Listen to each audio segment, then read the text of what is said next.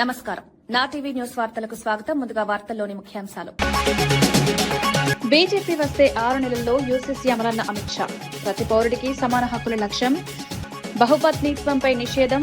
సమాన సమాజం కోసం కీలక నిర్ణయం.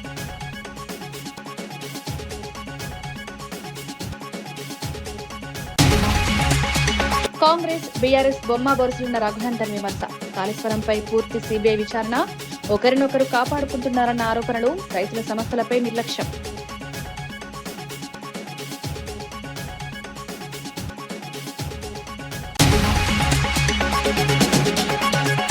మహిళా రిజర్వేషన్ పై కాంగ్రెస్ పై పురంధేశ్వరి ఘాటు విమర్శలు. మహిళల హక్కులను దెబ్బతీస్తోందని ఆరోపణ. మహిళలను తప్పుదారి పట్టించిందని క్షమాపణను కోరిన పురంధేశ్వరి, కేంద్రం బిల్లు త్వరగా అమలు చేయడానికే కట్టుబడి.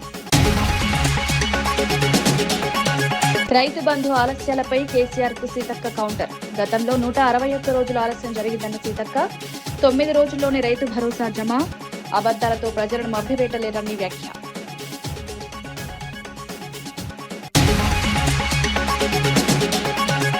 డేంజర్ లీడర్ అంటూ స్టాలిన్ వ్యాఖ్యలు. తమిళనాడు రక్షణలో తాను డేంజర్ అన్న స్టాలిన్, రాష్ట్రానికి హాని చేసే శక్తులపై కఠిన చర్యలు. తమిళ గౌరవం కోసం రాజీ పడనన్న స్టాలిన్.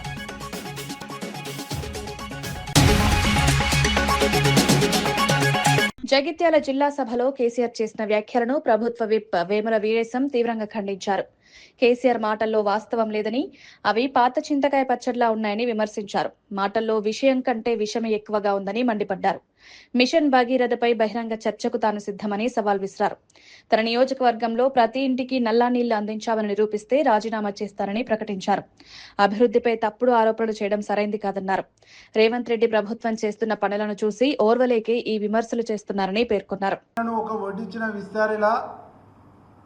ఖజానాతో కూడుకున్నటువంటి తెలంగాణను గౌరవ ముఖ్యమంత్రి రేవంత్ రెడ్డి గారి చేతిలో పెట్టినాను. ఈరోజు 2 సంవత్సరాల్లో ఇది ఆగమైందని గుండె మీద చేసుకొని చెప్పగలుగుతావా కేసీఆర్ గారు? మీరు ఈరోజు నువ్వు అనేక రకాల అభిమానాల్ని, ప్రేమల్ని, ఆప్యాయతల్ని వలకపోస్తా ఉన్నావు. ఈరోజు మనుషుల విలువ ఏ మేరకు తెలుసు మీకు? రాజయ్యను నిర్దాక్షిణంగా తీసేసినావు, అవమానించినావు. రాజయ్యని ఎందుకు తొలగించినావు ఈరోజు చెప్పగలిగినవా? ఏం సందేశం ఏదలుచుకున్నావు తెలంగాణకు? మీరు మిషన్ భగీరథ ద్వారా ఇంటింటికి నల్లాతో నేను నీళ్ళు ఇవ్వకుంటే ఓట్లు అడగనని చెప్పినావు. ఈరోజు నువ్వు నీళ్ళు ఇస్తే, గడిచినటువంటి 10 సంవత్సరాల్లో నువ్వు ఇంటింటికి నల్లాతో నీళ్ళు ఇస్తే, ఈ 2 సంవత్సరాలనే మా ప్రభుత్వం వచ్చిన తర్వాత, మా ముఖ్యమంత్రి బాధ్యతలు చేపట్టిన తర్వాత ఇలా గ్రామాలకు డ్రింకింగ్ వాటర్ రావట్లేదు అంటున్నావు. నువ్వు ఇంటింటికి నల్లాతో నీళ్ళు ఇచ్చినట్టుంటే, చివరి ఆవాసం వరకు ఇచ్చినట్టుంటే, ఎన్ని గ్రామాలకు ఇచ్చినావో నా నియోజకవర్గానికి రా, బహిరంగ విచారణ చేద్దాం. బహిరంగ చర్చకు నేను రెడీ. మా నియోజకవర్గంలో ఒక్క విలేజ్లన్నా ఇంటింటికి నల్లాతో నువ్వు నీళ్ళు ఇచ్చినట్టు ఉండుంటే, ఒక్క విలేజ్ అన్నా పర్ఫెక్ట్గా ఒక విలేజ్లో ఇంటింటికి నల్లాతో నువ్వు నీళ్ళు ఇచ్చినట్టుంటే నేను రాజకీయాల నుంచి తప్పుకుంటా. మీరు రండి. మీరు వస్తారా? మీ కొడుకు వస్తాడా? ఎవరు వస్తారో రండి. అంటే ఎన్ని అబద్ధాలు నువ్వు చెప్తుంది? జీవితం అంతా అబద్ధాలు చెప్పడమేనా? జీవితం అంతా అసత్యాలు చెప్పడమేనా? జీవితం అంతా ప్రజల్ని తప్పుదోవ పట్టియటమేనా? ఇలా గొర్రెలు, చేపల గురించి మాట్లాడుతున్నావు. గొర్రెల స్కామ్ ఏందో తెలంగాణ సమాజానికి తెలియదా? చేపల స్కామ్ ఏందో తెలంగాణ సమాజానికి తెలియదా? ఇలా గొర్రెల స్కామ్. ఎమ్మెల్యే జీవన్ రెడ్డి రాజకీయాలపై టీపీసీసీ ఎస్సీ విభాగం చైర్మన్ కవంపల్లి సత్యనారాయణ తీవ్ర వ్యాఖ్యలు చేశారు. జీవన్ రెడ్డి కేవలం పదవుల కోసమే రాజకీయాలు చేస్తున్నారని విమర్శించారు. 4 దశాబ్దాల పాటు కాంగ్రెస్ లో ఉన్నప్పటికీ ఒక్క నాయకుడిని తయారు చేయలేదని ఆరోపించారు. పార్టీని ఉపయోగించుకుని ఇప్పుడు విమర్శించడం సరికాదన్నారు. హైడ్రా పేదల ఆస్తి అని, అక్రమాలకు పాల్పడే వారి గుండెల్లో భయం పుట్టిస్తుందని తెలిపారు. గత ప్రభుత్వ అప్పుల వల్ల రాష్ట్రం ఆర్థికంగా ఇబ్బందుల్లో ఉందన్నారు. అయినప్పటికీ 6 గ్యారెంటీలను అమలు చేస్తూ ప్రజలకు న్యాయం చేస్తున్నామని పేర్కొన్నారు. ఇక నేను నాకు చావు లేదన్న ఉద్దేశంతో కాంగ్రెస్ పార్టీని కూడా విస్తరించకుండా, నాయకత్వాన్ని పెంపొందించకుండా, ఈ మోసం క్యారెక్టర్ ఏదైతే ఉన్నదో జీవన్ రెడ్డి గారు అన్నట్టు ఆయన పెద్ద ఫ్యూడల్. మరి లక్ష్మణ్ కుమార్ మంత్రి అయ్యిండు, అక్కడ జగిత్యాల జిల్లా ప్రెసిడెంట్ అయ్యిండు. ప్రెసిడెంట్ అయిన తర్వాత ఒక కాంగ్రెస్ పార్టీ ఆఫీస్ పెట్టనీయలేదు, ఏనాడు స్వతంత్రంగా ప్రెస్ మీట్లు పెట్టనీయలేదు. మరి ప్రెస్ మీట్లే పెట్టనీయకుండా మొన్న మంత్రి పదవి వచ్చిన తర్వాత ఏ ఒక్క సన్మాన కార్యక్రమం, నా శిష్యుడు, నేను ఇచ్చినవాడో, నేను పెంపొందించిన వాడు అని ఒక సన్మాన కార్యక్రమం కూడా పెట్టలేదు. ఇది మీ అందరికీ ఎందుకు చెప్తున్నానంటే, ఆయన ఏదో పెద్ద 40 ఏళ్ళు కాంగ్రెస్ పార్టీకి సేవ చేసినాను, 40 ఏళ్ళు కాంగ్రెస్ పార్టీ నిన్ను మోసింది. 15 సార్లు నువ్వు పోటీ చేస్తే గెలిచింది 5 సార్లు. నీకు అన్ని విధాల మొన్న జరిగినటువంటి 2023 ఎన్నికల్లో ఎమ్మెల్యే టికెట్ ఇస్తే గెలవకపోతివి, ఎంపీ టికెట్ ఇస్తే గెలవకపోతివి. టికెట్ ఇవ్వడమే కాకుండా నీకు అందరికన్నా ఎక్కువ ఆర్థిక సహాయాన్ని కూడా చేసినారు. ఎంపీగా పోటీ చేస్తాంటే మళ్ళీ జగిత్యాల్లో, నిజామాబాద్లో నిలబడి ఓడిపోతివి. 2 సార్లు ఇంతకుముందు ఓడిపోతివి. నువ్వు ఎన్నిసార్లు గెలిచినవయ్యా? గాలి వస్తే గెలిచే నాయకుడివి నువ్వు, గాలికి కొట్టుకుపోతావు. అంతేగాని నిలబడి నిర్ఖార్సుగా నువ్వు ప్రజలకు సేవ చేసి గెలిచింది ఏనాడు లేదు. కాబట్టి ఈరోజు కాంగ్రెస్ పార్టీని, అదేవిధంగా రేవంత్ రెడ్డి గారిని మాటలు అనడం మంచిది కాదు. హైడ్రా అనేది ఒక ఉన్నతమైన లక్ష్యంతో ఈరోజు ముఖ్యమంత్రి గారు చేపట్టినారు.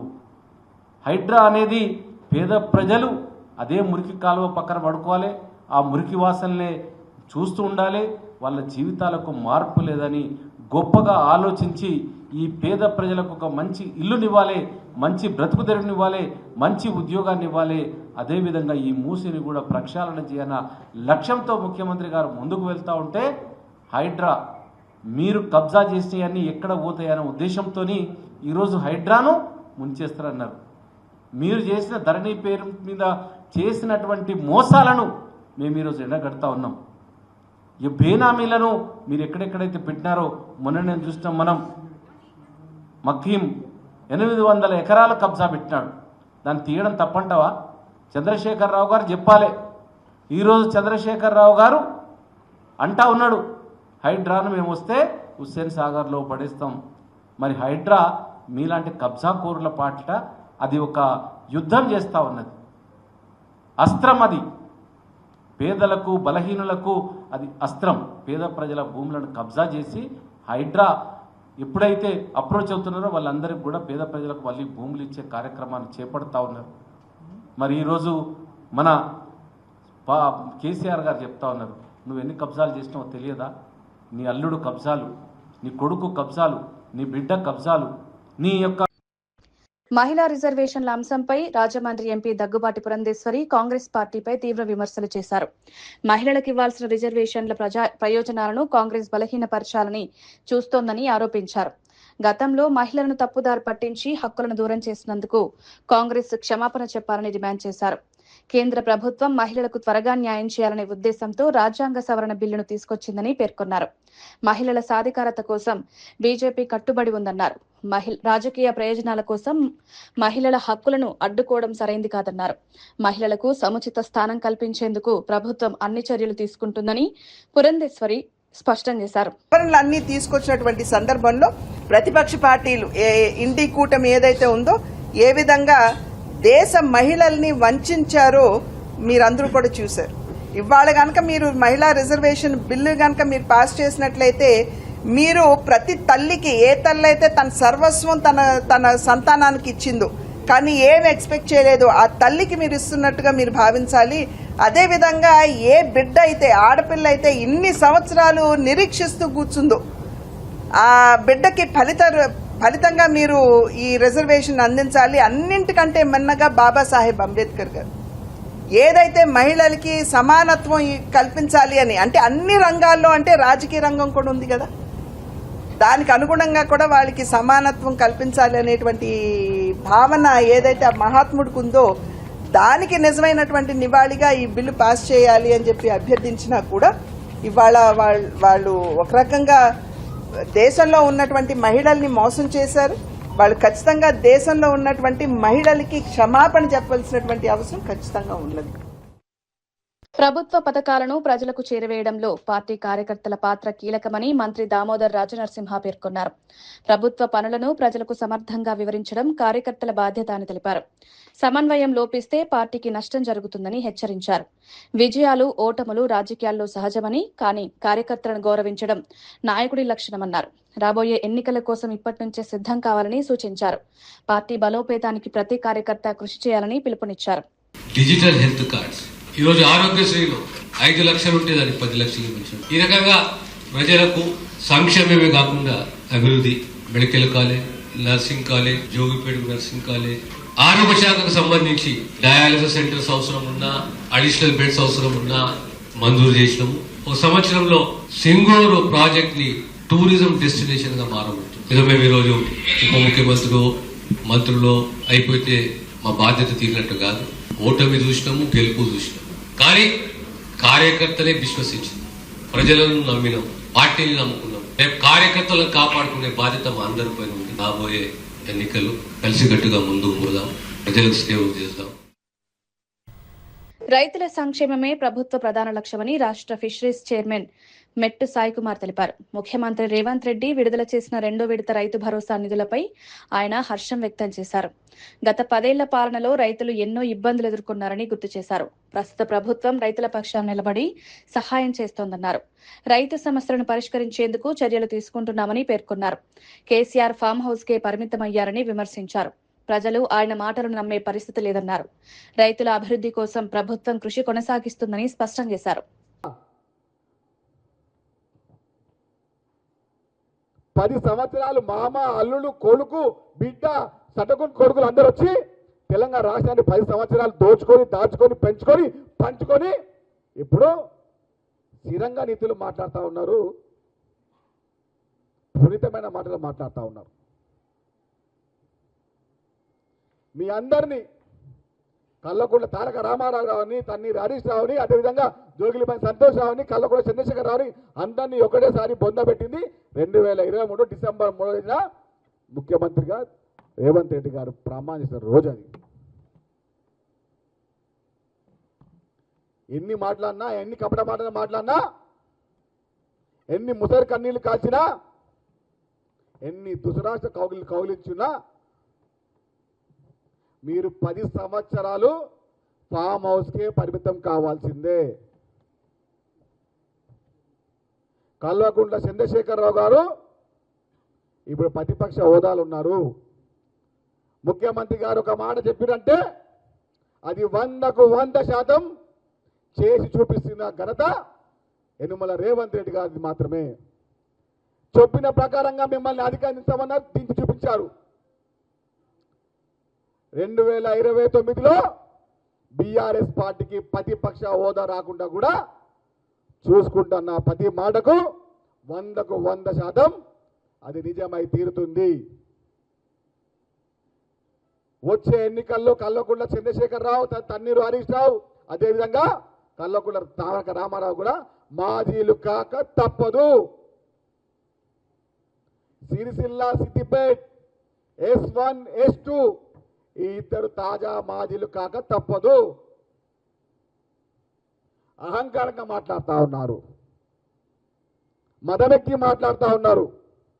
గత 10 సంవత్సరాలు లక్షల వేల కోట్ల రూపాయలు దోచుకొని ఆ దాచుకున్న డబ్బుతో అహంకారంగా మాట్లాడుతూ ఉన్నారు.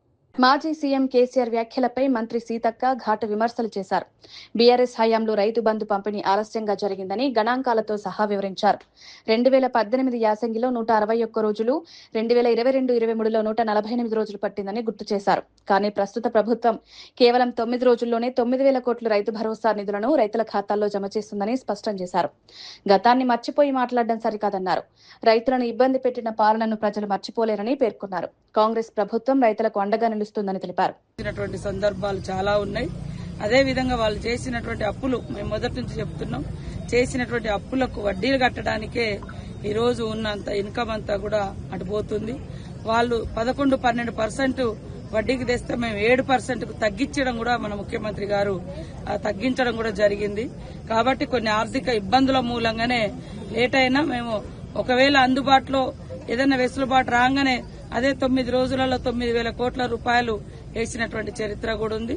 ఇప్పుడు కొన్ని ఆర్థిక ఇబ్బందులు మరి వడ్డీలో అటు పోవడంతో ఇబ్బంది ఉండడం మూలంగా ఆపడం తప్ప రైతుల మీద చిత్తశుద్దితోటే రైతులకు రైతు బోనస్ గాని రైతు భరోసా గాని అదేవిధంగా మరి 21,21,000 కోట్ల రూపాయలు రుణమాఫీ గాని ఇలాంటివన్నీ కూడా మేము చేపట్టడం జరిగింది. వాళ్ళు 10 సంవత్సరాలలో 1,00,000 రూపాయలు మాఫీ చేయడము 4 విడతలుగా గగనమైంది. వాళ్ళు చెయ్యకుండా ఫస్ట్ విడతలో మాఫీ చేయకుండా వాళ్ళ పాపం వాళ్ళ ఖాతాలన్నీ మరి డిఫాల్టర్లుగా పెట్టడంతో ఇప్పుడు మాఫీ చేసే ఖాతాలోకి రాలేకపోయింది. అది కూడా వాళ్ళు చేసినటువంటి పాపమే. 2016-17లో జరగాల్సినటువంటి మాఫీని ఆ రుణమాఫీ జరగకుండా వాళ్ళు అట్లనే వదిలేయడంతో వాళ్ళు మేము ఎప్పటి నుంచి చేస్తామన్నాం 2018 తర్వాత ఏదైతే ఉందో ఆ వాటికి మన గవర్నమెంట్ వచ్చిన తర్వాత 23 నుంచి మనం ఒప్పుకోవడం జరిగింది. కానీ వాళ్ళు అసలు చాలా లక్షల మంది ఖాతాలను క్లోజ్ చేసి డిఫాల్టర్ గా పెట్టడంతో మరి అవన్నీ కూడా మిగిలిపోవడం జరిగింది. అయినా కూడా వచ్చిన 6 నెలల్లో 21,000 కోట్ల రూపాయలు రుణమాఫీ చేసినటువంటి ఘనత మరి కాంగ్రెస్ ప్రభుత్వంది, ఇందిరమ్మ ప్రభుత్వంది. ఈ దేశంలోనే మొట్టమొదటిసారి దేశంలో రుణమాఫీ చేసిన ఘనత కూడా ఆనాడు వైఎస్ఆర్ గారిది. ఉచిత కరెంటు రైతులకు ఇచ్చింది కూడా దేశంలో కాంగ్రెస్ ప్రభుత్వందే. అనేక సంక్షేమ కార్యక్రమాలు చేపట్టడం జరిగింది. కాబట్టి వారు ఏదో గొప్ప చేసిన బంగారుమయం ఏం చేయలే, బాధలమయం, అప్పులమయం, అప్పులకు వడ్డీలు ఇవే నడుస్తున్నాయి. కాబట్టి ఈ రోజు రైతులకు ఇచ్చిన ఏ మాట తప్పకుండా ఖచ్చితంగా నిలబెట్టుకుంటాం. మహిళలను కూడా చిన్న చూపు చూసే విధానం మానుకోవాలి. మహిళలకు ఈ రోజు స్వేచ్ఛ దొరికితే, ఆర్థిక స్వతంత్రం దొరికితే ఆగమాగమైపోతున్నారు మరి దొరల కుటుంబం. అంటే వాళ్ళ బిడ్డలే, వాళ్ళ కొడుకులే రాజ్యాలు ఏలాలే, వాళ్ళ కొడుకులే, వాళ్ళ బిడ్డలే మరి స్వతంత్రంగా ఉండాలి. కానీ మిగతా ఏ బిడ్డ స్వతంత్రంగా ఎదగకూడదు, ఏ మహిళ బయటకు వచ్చి మరి స్వతంత్రంగా తిరగకూడదు అనేటువంటి కుట్రలతోటే ఇవాళ ఉచిత బస్సు మీద కూడా మరి తప్పుడు మాటలు మాట్లాడుతున్నారు. ఇది కరెక్ట్ కాదు. ఒక ఏజ్డ్ పర్సన్, ఒక 10 సంవత్సరాలు ముఖ్యమంత్రిగా చేసినటువంటి వ్యక్తి మహిళల్ని కించపరిచే రకంగా మాట్లాడి ఆ యొక్క స్కీమును తప్పించే కుట్ర చేయడం అంటే వీళ్ళు ఆ ఫ్రీ బస్సును తీసేయాలనేదే వాళ్ళ యొక్క ఉద్దేశం. కాబట్టి ఆ ఉద్దేశాన్ని, ఆ కుట్రల్ని మహిళా లోకమంతా అర్థం చేసుకుంటోందని కూడా ఈ సందర్భంగా తెలియజేస్తారు. జగిత్యాల సభలో కేసీఆర్ జీవన్ రెడ్డి చేసిన వ్యాఖ్యలపై టీపీసీసీ ప్రధాన కార్యదర్శి గజ్జల కాంతం తీవ్రంగా స్పందించారు. 4 దశాబ్దాల పాటు కాంగ్రెస్ లో పదవులు అనుభవించి ఇప్పుడు అదే పార్టీపై విమర్శలు చేయడం జీవన్ రెడ్డి నీచత్వానికి నిదర్శనమని మండిపడ్డారు. తెలంగాణ రాష్ట్రం కేసీఆర్ వల్ల రాలేదని, 1200 మంది అమరవీరుల త్యాగాలతో సాధించబడిందని గుర్తు చేశారు. కేసీఆర్ గతంలో చేసిన దీక్షలు ప్రజలను మోసం చేసేందుకేనని ఆరోపించారు. దళితులు, బీసీలకు న్యాయం చేయకుండా వంచారని విమర్శించారు. ప్రజల భావోద్వేగాలను ఉపయోగించుకుని రాజకీయ లాభాలు పొందారన్నారు. కాంగ్రెస్ పార్టీని నిజమైన ప్రజాపక్ష పార్టీగా నిలుస్తుందని స్పష్టం చేశారు. తెలంగాణ భవిష్యత్తు కోసం కాంగ్రెస్ పార్టీని అధికారులకు తీసుకురావాలని లక్ష్యం కొద్దీ తెలంగాణ రాష్ట్రం తిరిగి రాష్ట్రంలో కాంగ్రెస్ పార్టీని అధికారులకు తీసుకొచ్చినటువంటి మా ముఖ్యమంత్రి రేవంత్ రెడ్డి గారిని నువ్వు మాట్లాడతావా? ఏంటంటే నువ్వు బాధ్యతలు మోసినావా? సిగ్గుండాలా మాట్లాడడానికి? మాట్లాడే ముందు జాగ్రత్తగా మాట్లాడని నేర్చుకో జీవన్ రెడ్డి గారు. నువ్వు వయసులో పెద్దోను కాబట్టి నేనేం మాట్లాడకుండా వదిలేస్తున్నా. నువ్వేం చేయలేవు. మా ముఖ్యమంత్రి రేవంత్ రెడ్డి గారు ఎంటిక కూడా వీకలేవు నువ్వు. అది చెప్తున్నా మేము. రెండవది ఏమయ్యా నీకు ఈ విషయాలన్నీ మాట్లాడినావు. ఏమయ్యా నీకు తెలంగాణ ఉద్యమం గురించి జీవన్ రెడ్డి గారు నీకేం తెలుసు? నువ్వు ఏం త్యాగం చేసినావు, ఏం బీకినావని తెలంగాణ ఉద్యమం గురించి మాట్లాడావు. నేను ఇంకోసారి కూడా చెప్తున్నా, కేసీఆర్ కాళ్ళు మొక్కుతావా, ఇంటికాడ గేటు కాడ పాలేరు పని చేసుకో, నాకు సంబంధం లేదు. నువ్వు ఉద్యమం గురించి, తెలంగాణ రాష్ట్రం గురించి మాట్లాడే అర్హత, హక్కు నీకు లేదు అని అంటున్నా. ఇలా తెలంగాణ ఉద్యమం చేసిన వాళ్ళము 1200 మంది బిడ్డలు ప్రాణత్యాగం చేశారు. వాళ్ళ గురించి మాట్లాడవు నువ్వు. తెలంగాణ ఉద్యమకాల గురించి మాట్లాడవు. కేసీఆర్ అట పోటుగాడు ఎక్కడో పనిచేసిందట. కేసీఆర్ తెలంగాణ తీసుకొస్తే తెలంగాణ వచ్చినది. నువ్వు అందుకోసమే చెప్తున్నా, తెలంగాణ ఉద్యమకాల గురించి మాట్లాడకుండా, తెలంగాణ అమరవీరుల గురించి మాట్లాడకుండా, తెలంగాణ కేసీఆర్ తెచ్చింది, కేసీఆర్ తెలంగాణ తెచ్చినాడు అంటే ఆ దొర నువ్వు పట్టేలు అంటే మీరు తెస్తేనే తెలంగాణ వచ్చినది. నా కొడుకులారా, ఇంకొకసారి తెలంగాణ తెచ్చిందని ఎవడన్నా మాట్లాడితే నాకే గోచేస్తామని చెప్తున్నా. తమాషా చేస్తున్నా మీరు. అంటే మీ భూస్వాములు, మీ అప్పర్ కేస్ట్ వాళ్ళంతా నేను తెలంగాణ అయితే మేము గాజులు పెట్టుకొని కూర్చున్నామా? తమాషాలు గిట్ట చేస్తున్నారా? లుచ్చా నా కొడుకులారా? జీవన్ రెడ్డి నీ ఇంట్లో ఎవడని వచ్చిందా, లేకపోతే కేసీఆర్ ఇంట్లో ఎవడని వచ్చిందా? బీఆర్ఎస్ అధినేత కేసీఆర్ పర్యటనలపై నిజామాబాద్ ఎంపీ ధర్మపురి అరవింద్ తీవ్ర విమర్శలు చేశారు. కేసీఆర్ శకం ముగిసిపోయిందని, ఆయన ప్రజల కోసం కాకుండా కుటుంబ ప్రయోజనాల కోసం మాత్రమే బయటకొస్తున్నారని ఆరోపించారు.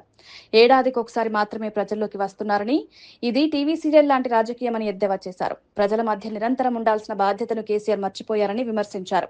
తెలంగాణ ఉద్యమం విద్యార్థులు, ఉద్యోగుల త్యాగాలతో సాధించబడిందని గుర్తు చేశారు.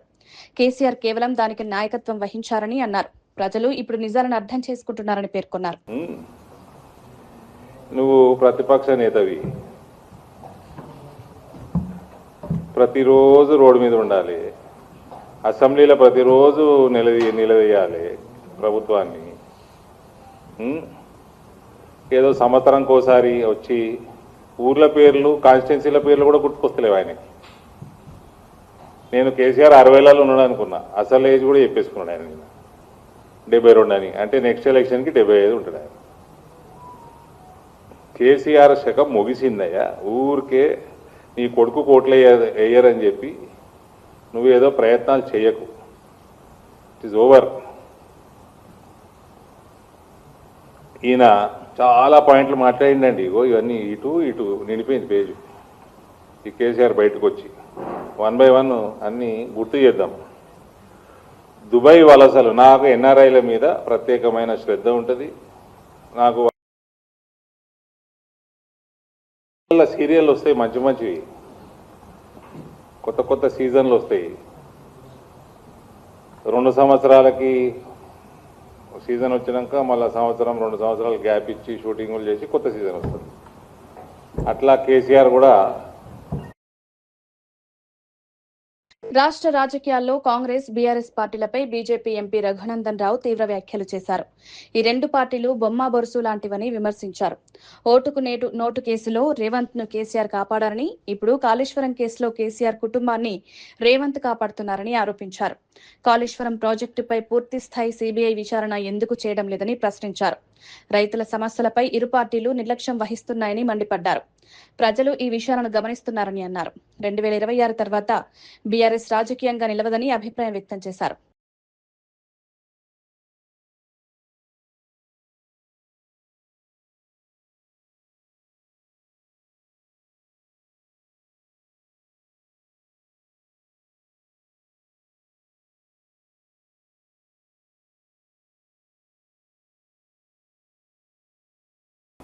ఇద్దరు ప్రజల సొమ్ము చేత జీతాలు తీసుకొని బాధ్యతాయుత స్థానంలో పనిచేయాల్సినటువంటి గౌరవ రాష్ట్ర ముఖ్యమంత్రి గారు, ఒకవేళ ముఖ్యమంత్రి గారు వైఫల్యం చెందితే, ప్రభుత్వం వైఫల్యం చెందితే ముళ్ళుగడ్డ పట్టుకొని ప్రభుత్వాన్ని గాడిన పెట్టి సరి అయినటువంటి తోవలో నడిపించాల్సినటువంటి ఆయనే ఇంకొక ఆయన ప్రతిపక్ష నాయకుడు.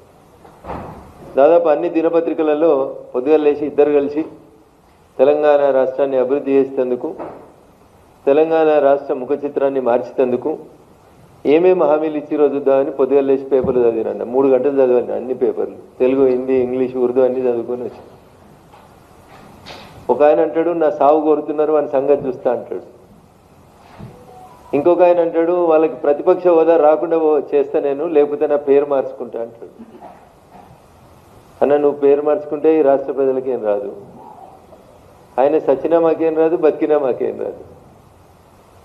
ఆయన ఫామ్ హౌస్ కాడికి రైతులు వచ్చి ఆత్మహత్యలు చేసుకుంటే పైసలు ఇయ్యక 10 ఏళ్ళు పాలించిన ఆయన ఊర్ల పేర్లతో సహా చెప్పినాం. దౌలతాబాద్, దుబ్బాక నియోజకవర్గం వాళ్ళు, గజ్వేల్ నియోజకవర్గానికి సంబంధించి. తమిళనాడు ఎన్నికల ముందు సీఎం ఎంకే స్టాలిన్ విడుదల చేసిన వీడియో రాజకీయ వర్గాల్లో చర్చనీయాంశమైంది. కరుణానిధి కంటే ప్రమాదకరమైన నాయకుడని విమర్శలు వచ్చిన సందర్భాన్ని గుర్తు చేసుకుంటూ స్పందించారు. తనను తండ్రితో పోల్చుకోలేనని, కానీ రాష్ట్రాన్ని కాపాడడంలో తాను డేంజర్ అవుతానని స్పష్టం చేశారు. తమిళనాడుకు దోహం చేసే శక్తులపై కఠినంగా వ్యవహరిస్తారన్నారు. అభివృద్ధిని అడ్డుకునే వారిపై పోరాటం కొనసాగిస్తానని తెలిపారు. తమిళుల గౌరవం, రాష్ట్ర ప్రయోజనాల కోసం ఎప్పటికీ రాజీ పడనని స్పష్టం చేశారు. எண்ணிக்கல முந்து ఈ వ్యాఖ్యలు రాజకీయ వాతావరణాన్ని వేడెక్కించాయి. சட்டமன்ற தேர்தல் அந்த சமயத்தில் சில பேர் ஸ்டாலின் இஸ் மோர் டேஞ்சரஸ் தென் கருணாநிதினு சொன்னாங்க. கலைஞரோட என்னை எப்பவுமே ஒப்பிட முடியாது. அவரை நான் அப்பான்னு கூப்பிட்டதை விட தலைவர்னு கூப்பிட்டு தான் அதிகம்.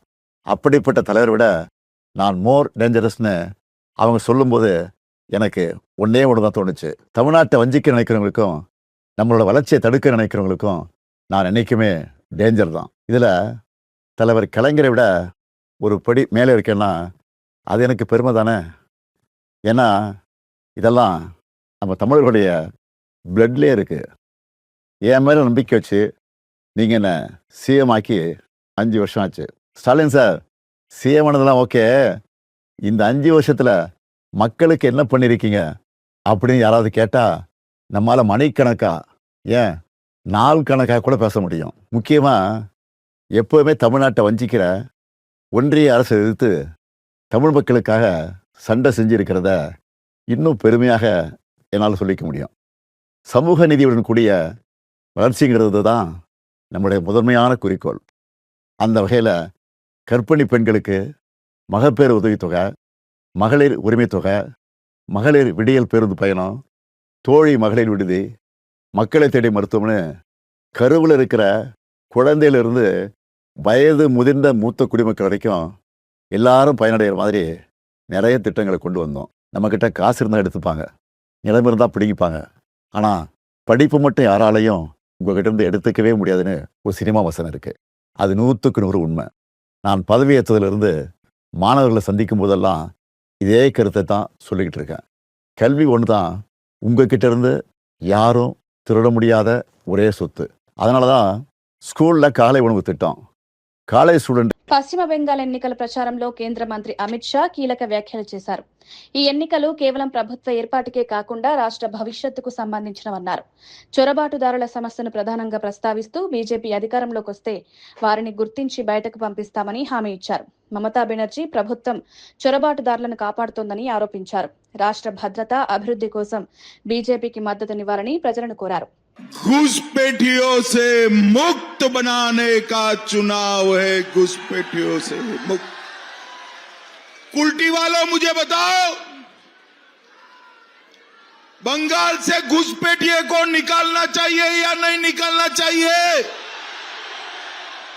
ये दीदी कहती है घुसपैठिए को बचा कर रहो।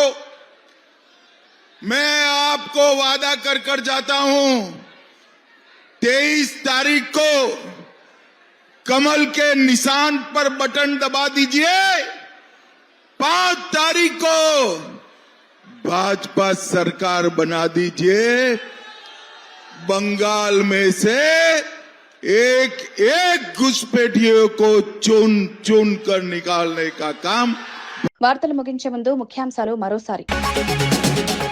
బీజేపీ వస్తే 6 నెలల్లో యూసీసీ అమలన్న అమిత్ షా. ప్రతి పౌరుడికి సమాన హక్కుల లక్ష్యం. బహుపత్నీత్వంపై నిషేధం. సమాన సమాజం కోసం కీలక నిర్ణయం.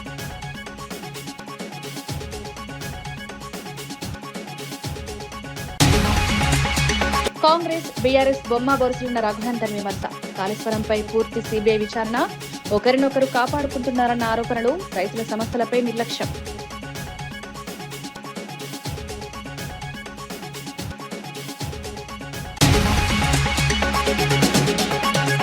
మహిళా రిజర్వేషన్ పై కాంగ్రెస్ పై పురంధేశ్వరి ఘాటు విమర్శలు. మహిళల హక్కులను దెబ్బతీస్తోందని ఆరోపణ. మహిళలను తప్పుదారి పట్టించిందని క్షమాపణను కోరిన పురంధేశ్వరి. కేంద్రం బిల్లు త్వరగా అమలు చేయడానికే కట్టుబడి.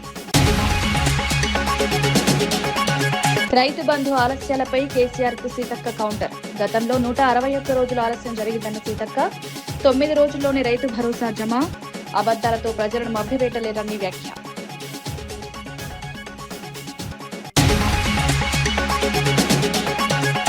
డేంజర్ లీడర్ అంటూ స్టాలిన్ వ్యాఖ్యలు. తమిళనాడు రక్షణలో తాను డేంజర్ ఉన్న స్టాలిన్. రాష్ట్రానికి హాని చేసే శక్తులపై కఠిన చర్యలు. తమిళ గౌరవం కోసం రాజీ పడనున్న స్టాలిన్.